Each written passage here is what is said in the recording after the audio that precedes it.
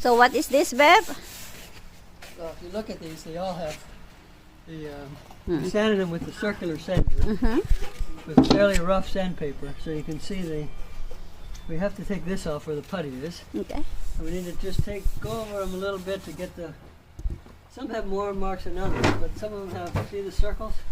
Mm-hmm. We just need to sand that by hand to get this. Okay, yeah. Get that out. Need I the want a mask. You need the mask, Beb.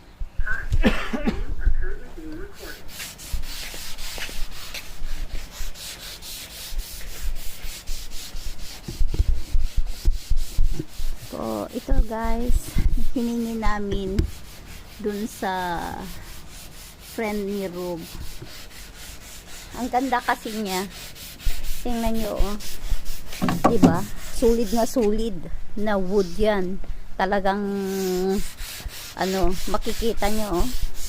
Ang kapal. So, nasasayangan ako. So, hiningi ko siya.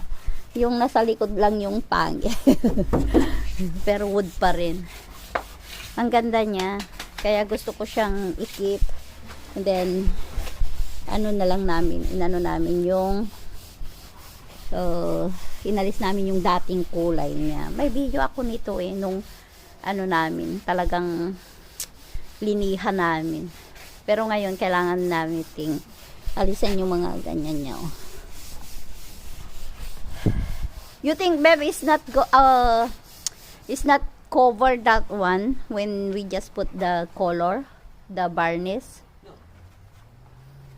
You need a little bit of hand. Okay. Otherwise, you'll see it. It won't look good. Okay. So, yan guys.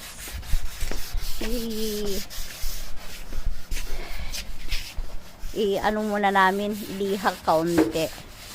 Ay, ang mga alaga namin yan. Sige, takbo, takbo. Yan, takbo.